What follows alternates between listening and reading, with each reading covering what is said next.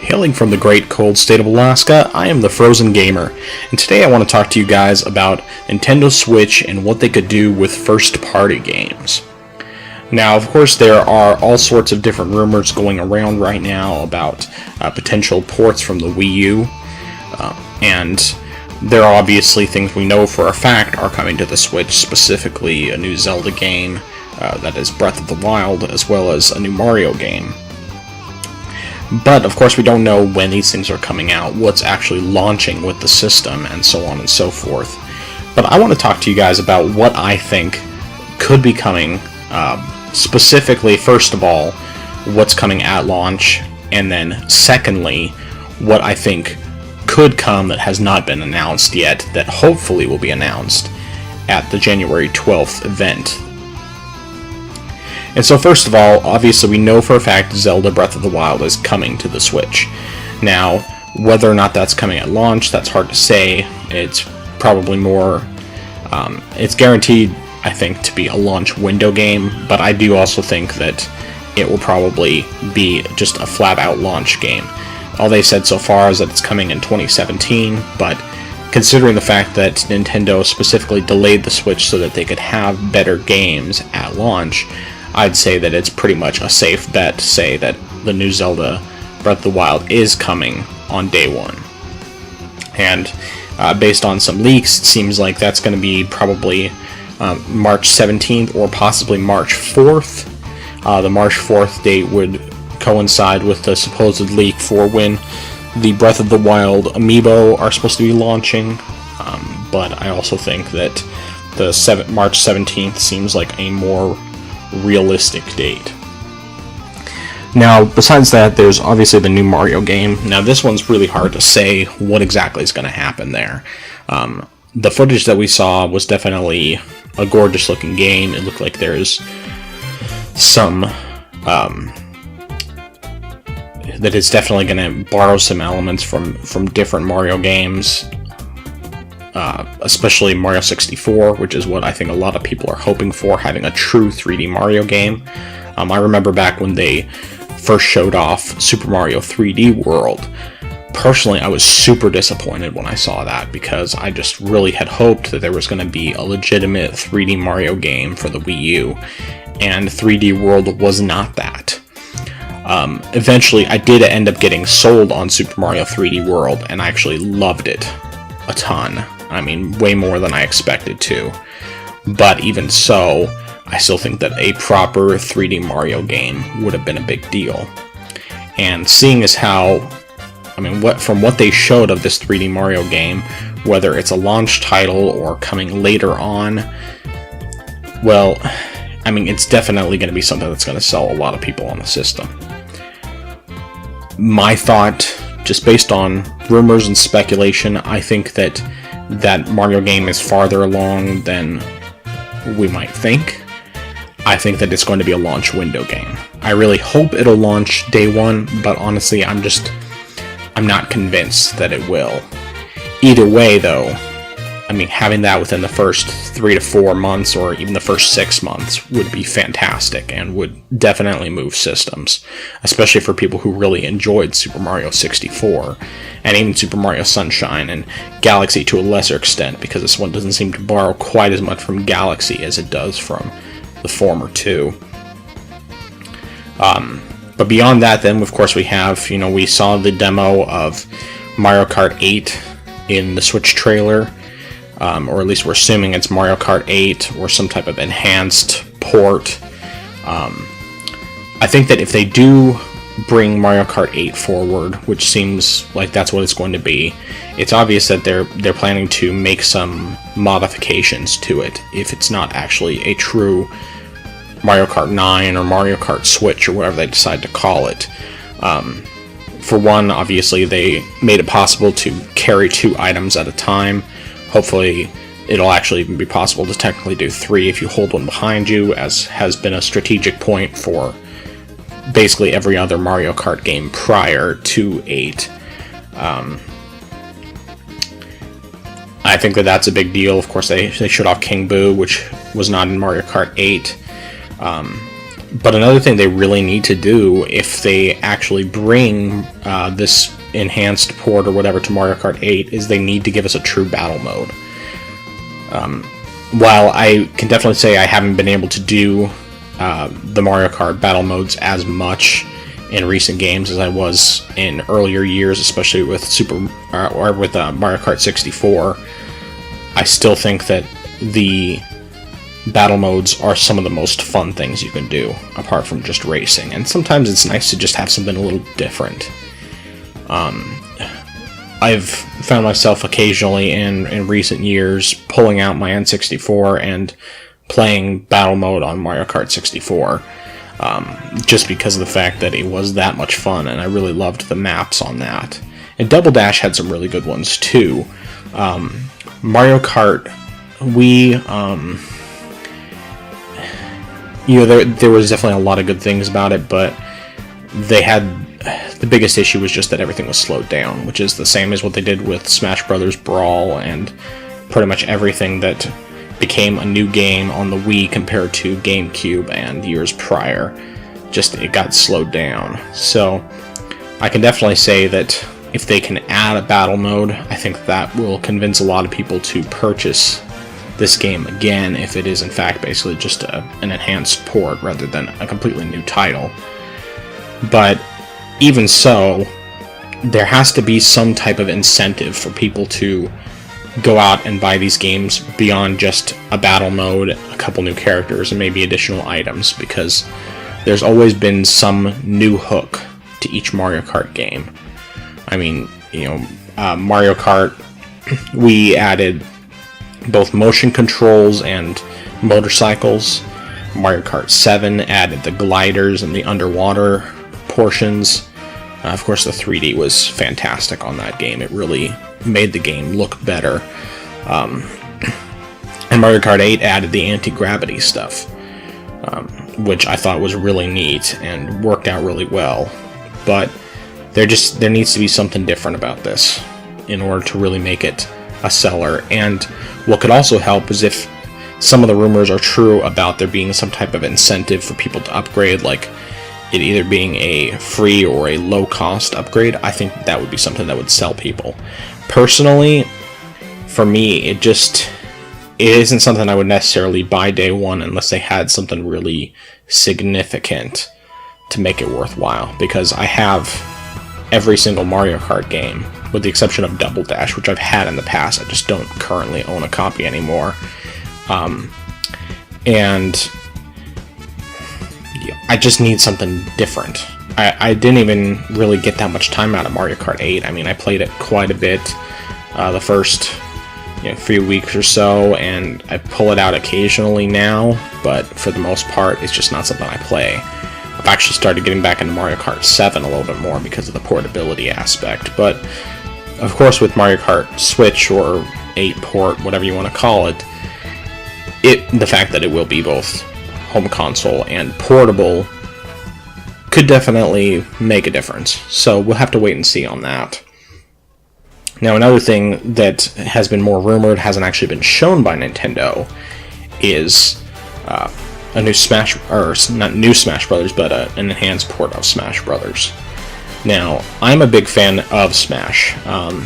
Anyone who listened to the podcast at all prior definitely heard me spending weeks and months just speculating on what we would see in Smash, going over these little details about all these things that Sakurai pointed out leading up to the launch of Smash. But what I found is that because of the fact that the 3DS version came out first, and it kind of fit my playstyle more, being able to take it with me wherever, I ended up playing the 3DS version a lot more than the Wii U version. In fact, to this day, I've probably put 2 to 3 times more hours into the 3DS version than I have the Wii U version. And if I feel like playing Smash, I pull out my 3DS. I don't typically put it on Wii U. Part of that is the fact that I actually have, where I have Smash 3DS as a digital copy, I have Smash Wii U as a disc. But it's also just the fact that, with Smash 3DS, I find actually the 3DS works extremely well for playing that game, and I especially like the new 3DS because I'm not forced to use L to grab enemies. I can actually use ZR, which feels a little more close to what I was used to. And I really think that the 3DS version is superb. That's not to say it's better than the Wii U version. I think collectively the two versions together really make up the definitive version of Smash, but even so, with that being said, I still would love to have a Switch version. And I think that what needs to be done in order to make the Switch version a really viable port, or an upgrade, if you will, from previous versions, is they need to have some kind of deal, especially for people who actually bought both the 3DS and the Wii U versions. I mean, we were lucky enough to get both the soundtrack and with all those songs, as well as Mewtwo for free when that was announced, which was fantastic, since Mewtwo's always been one of my favorite Smash characters. Not because he's particularly good, but more just because Mewtwo was my favorite Pokemon, and so on and so forth. But I think that really they need to have some type of incentive, like a significant discount for the Switch version. I think one of the things they really need to do is they need to obviously make it so that every single DLC character, costume, etc. is available without having to purchase them separately, just included in the game. I think they need to take the 3DS stages. I think it would probably be good for them just to do all of the 3DS stages that are unique to the 3DS version and put them on the Switch version. And obviously keep all the Wii U stages. Now, that's not to say every stage is great. There are definitely some I was not a fan of. I really didn't like the Pac-Man stage, and there are a couple others where I just wasn't really a fan because they were either too big or just, I don't know, I just didn't like them. And it's hard to explain which ones are which, but I can definitely say that I think it would be nice to have something that really combines all the great things of both games, because I really felt like both the Wii U and the 3DS versions had some really, really great, unique stages. And I've actually found that some of those new stages have been some of my absolute favorites. Of course, I was super happy that they brought back some of the classic stages. They brought back basically every one of the great classic stages from the N64 version, but they didn't bring back Saffron City. And Saffron City has always been one of my absolute favorite stages from the Nintendo 64 version. I ended up just making one up in Smash Wii U, which is basically a clone of the stage minus the hazards, and obviously not looking as much like the original stage, but even so, it's just, I really think that they need to bring that back. I'd like to see them bring back some stages from Melee as well. Termina Bay was one of my favorites, and there are others that I can't think of off the top of my head, but there are definitely plenty of stages they could bring back to make it even better. And even if they do some of these just as DLC, that's fine. Whether or not they choose to bring back characters, or rather bring in new characters, I would say it's pretty much guaranteed they're going to bring back Ice Climbers, because Ice Climbers was running fine on Wii U. There just was too much problems getting it to work well on 3DS, because in order, Sakurai basically found that trying to have all 8 of the characters at a time, because you could have up to 4 people playing as Ice Climbers at one time, was just too taxing on the hardware, and the frame rate dropped too much, and so he had to just scrap it altogether. So there's no reason why they couldn't bring that back to the Switch. So Ice Climbers are a shoo-in. I'd say Wolf, there's a good chance he'll be brought back. Personally, I didn't care for him. I thought he was boring as a character to use. However, I would say that there were other characters on Brawl that were rather boring and ended up being a lot better when Smash 4 came out. And I think it mostly just has to do more than anything with the physics and the balance of everything. I feel like Smash 4 made Roy a significantly better fighter, and I know he was in Melee. And I liked playing as Roy, but I think that he's just so much better in the Wii U and 3DS versions than he was in Melee. And I feel like Lucas is also a one who has greatly improved. I mean, his moveset hasn't changed, but he definitely feels better than he ever did before. Mewtwo, I feel like he's basically exactly the same as he was on Melee, because he was never particularly fast, but I always just liked using him because I like Mewtwo. So anyway, that's what I have to say about Smash. I really hope that, assuming that this game is in fact going to be ported to the Switch in some form or another, I think it'd be better if they just left it with this game, made it into a platform where they add to it over time, because I feel like Smash 4 is the definitive Smash Brothers, and I know some people would disagree with me. I mean, I love all of the games in their own ways, even though Brawl, to me, is the only one that is really not worth going back to at this point, because Brawl's advantage over Smash Melee was the amount of characters it had, and in some ways that it was a better looking game, but everything else about the game was honestly just not as good. But then, now that basically every character from Melee, with the exception of Pichu and Young Link, has been brought forward, and I guess you could say Ice Climbers as well, it makes it that Smash 4 is the definitive version of Smash Brothers as far as the amount of content. Now, I know that there are still people who love Melee more than anything else, and some people who are so much purists to where the N64 version is the only version they'll ever play, and that's fine. I still love the Nintendo 64 version. If I still had a copy, I would probably play it from time to time, because, I mean, it was a fantastic game at the time, and it still holds up. I mean, literally the only thing that disappoints me about the Nintendo 64 version, apart from the smaller roster, is just the simple fact that you can't do charge smash attacks.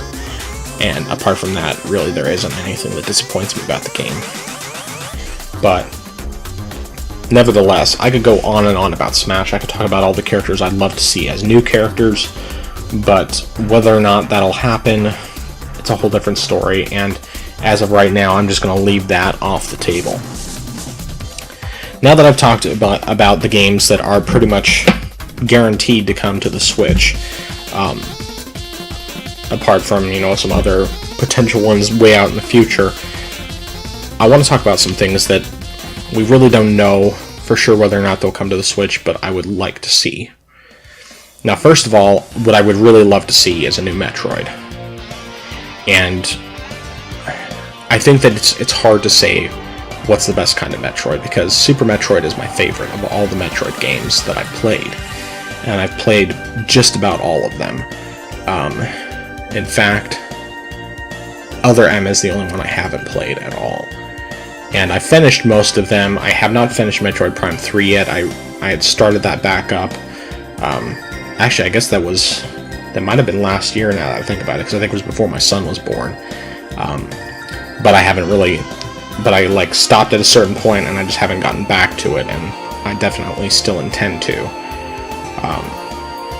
But of all the of all the Metroid games, Super Metroid is definitely my favorite. Metroid Prime follows right after that. And I think that if they're going to do a new Metroid game, because of the fact that they really need to show what the Switch can do, they need to either do another Metroid Prime, or even just a new first-person Metroid game, or they need to do a third-person Metroid game. And when I say third-person, I'm not talking about Metroid Other M style.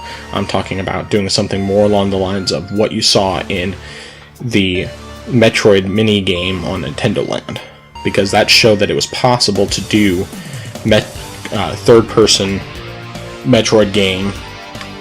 Granted, this was without any of the actual traditional Metroid elements, but as a third-person shooter, it worked really, really well. And I think that that's something that they could do, as long as they don't try to do too many gimmicks. And of course, they could make it so that you don't have to do the motion controls. You can just stick to traditional controls, which I think would be the best thing for them to do. but they could still make it possible so that the two Joy-Cons can be used basically the same way as the Wii Remote and Nunchuck were used for the third-person minigame on Nintendo Land, or even how they were used in the first-person Prime games. But I do think that Metroid would be an ideal game to bring over, and the creator of Metroid had said in the past, when asked about bringing Metroid to Wii U, that it was more likely it would be brought to NX. And of course, obviously, we know that's Switch now, so I just think it's time to bring a new Metroid game.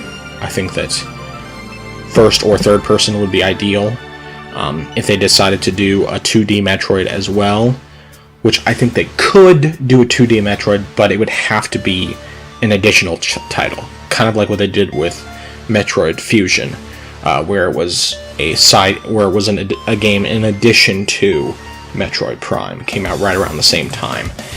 I think that's really what they would have to do in order to make it successful, and I think that it would just be amazing, because the Metroid games, specifically the Metroid Prime games, were all beautiful looking games, and today still hold up really well in terms of visuals and, of course, gameplay, obviously.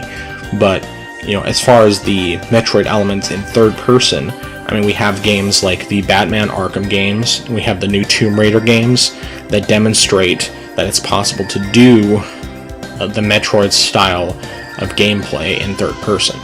And so I really think that that could be something really cool. It would be a great way to show off the system's visuals, do something different, and since Metroid Prime really had a good finale as far as my understanding goes, and once again I haven't finished 3 yet, so this is just based on what I've heard, they could have a new story and have it in third person, and I think that would be something really cool to do. The other thing that is probably coming anyway, and I mean, they haven't really said anything about it one way or another, would be a new Animal Crossing. Now, obviously with the mobile game coming along, which I'm assuming is going to be more along the lines of a companion of some sort, like a light version of the game, you know, there's no reason why they couldn't do a new Animal Crossing game, like a full-fledged game on a Switch. And of course it would be great because you have the best looking graphics that you can get for an Animal Crossing game, which the 3DS version was gorgeous, but they still could have, you know, if they had done a Wii U version, it would have been even better. Having a Switch version would be the ultimate way to play Animal Crossing. I mean, you'd have the convenience of being able to play on the go. You could take it with you wherever you want. You always get the gorgeous visuals in doing so. But at the same time, you could also play at home on your big TV and enjoy the splendor and the majesty that is a beautiful HD Animal Crossing game. Now, one thing that I think would be a bit of a disadvantage with the Switch version is the lack of a touchscreen for item management. That is something that I think was done really well in the 3DS version, but obviously it was just something that they couldn't do with prior versions. Now, the DS version did it to a degree, but because they decided to go with the ability to also do touch controls for movement, it made it so that basically you'd have to switch screens all the time in order to do that, instead of just having all of the action on the top screen and then using the bottom screen for inventory management. And I thought that that was definitely a disappointment, which is part of the reason why I didn't play very much of the DS version and just moved straight into the 3DS one. But I think that what they could potentially do in order to make this work is they could actually go ahead and do that with the app. I mean, since we know that there's going to be an Animal Crossing app of some sort coming to smartphones and tablets and that sort of thing, they could do something like that, make it possible to have inventory management that way. Now, I do think that since it's supposed to be an actual game for mobile devices, that they probably won't do something like that, but they could always make it so that maybe the game is like, most of the time you're just, doing light things or whatever, because I mean the game would work just fine with touch controls. It worked fine on the DS, and it would work fine in general with the multi-touch controls, but they could make it so that whenever you have the full game open, that it becomes an inventory management, a map, things like that, so that you actually have the option of doing some of that stuff separately while playing on a TV. And then, when the game is actually running on the Switch as a handheld, you could just have touch controls as an option for various item management. They could just put stuff like around the border of the screen, and you can tap an icon to bring up your inventory, mess around with stuff there, move items into your sack, or bells that you pick up, put them into your coin purse, whatever it is that they have to do. But I think that there are definitely some interesting ways that they could make an Animal Crossing game work really well as that combination of both a handheld and a portable without necessarily having to have a second screen. But of course the reality is that we don't know for sure what Nintendo's going to do with the next Animal Crossing. The fact that we don't have that second screen guaranteed, unless they do something with smartphones, mobile devices in general, definitely means they're going to have to rework the formula a little bit. But whether or not that ends up being like I described is really hard to say. Now, something else that they really could be doing, and I think actually that there's a decent possibility this is happening, is a new FZero game. Now, personally, FZero was something I never really got into. I tried playing the SNES version. Well, I think it was probably on an emulator, a couple decades ago. I don't know, I guess it hasn't been that long. But anyway, probably when I was in my early teens, I tried playing FZero on an emulator. Couldn't really get into it. I got it on the Wii U Virtual Console. Couldn't really get into it. But I do know that there is a pretty hardcore fan base out there, even if it is a relatively small one, that would love to see an F-Zero game. And I think that Retro, with the fact that they seem to be working on some sort of secret project, and we don't know exactly what it is, and we do have some indication that it's not a Metroid game, they could be doing an F-Zero game. And what would be really awesome is if they were making an F-Zero game that actually had a story, like a legitimate story, and not just, told through some text on the screen like we typically have with previous F-Zero games, where it's, a light story that really doesn't make much difference. It could be a legitimate story and actually give you control of Captain Falcon outside of racing. And I think that it would be still, they still have to have that racing element. I mean, that can't be left out, but I do think that there is potential for something that they could do to actually make F-Zero more than just a really, really, really fast racing game.